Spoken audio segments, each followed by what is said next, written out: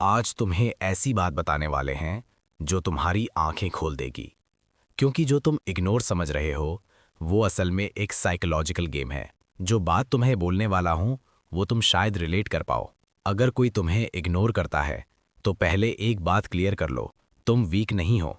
पर अगर तुमने ये गेम समझ लिया ना तो सामने वाले का कंट्रोल खुद ही टूट जाएगा। यहां तक आ गए हो तो एक बात भी सुनकर जाना। तुम मैसेज भेजते हो, सामने वाला ऑनलाइन होता है, सीन नहीं, रिप्लाई नहीं। तुम वेट करते हो, फिर खुद से सवाल करते हो, मैंने ऐसा क्या गलत कर दिया? और यहीं से तुम अपनी वैल्यू खुद ही कम करना शुरू कर देते हो। साइकोलॉजी क्या कहता है इसके बारे में ये भी सुन लो।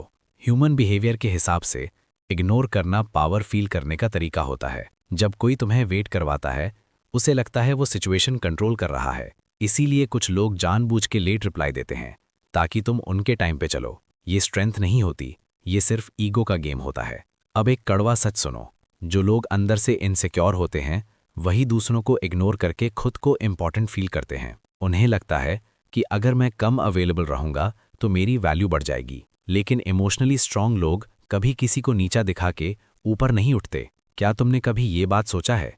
कुछ लोग सिर्फ तब बात करते हैं जब उनका काम होता है।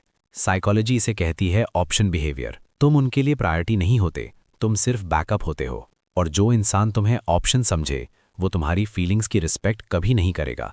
रियल लाइफ में वापस आ जाओ। इसीलिए जब तुम पीछे हट जाते हो वही लोग अचानक मैसेज करने लगते हैं, क्योंकि उनका पावर ब्रेक हो जाता है। उन्हें तुम्हारी वैल्यू तब समझ आती है जब वो तुम्हें लूज करने लगते हैं। ये बात तुम कभी नहीं भूलना। याद रखना, जो तुम्हें बार बार इग्नोर करता है वो बिजी नहीं होता, वो बस तुम्हें इम्पॉर्टेंट नहीं मानता। और जो तुम्हें इम्पॉर्टेंट ना समझे उसे अपनी जिंदगी का सेंटर बनाना आज ही बंद कर दो। रिस्पेक्ट मांगी नहीं जाती, रिस्पेक्ट तब मिलती है जब तुम खुद अपनी वैल्यू समझते हो। अगर ये बात तुम्हें सच लगी हो तो कमेंट कर दो, क्योंकि यहाँ बातें मीठी नहीं, रियल होती हैं।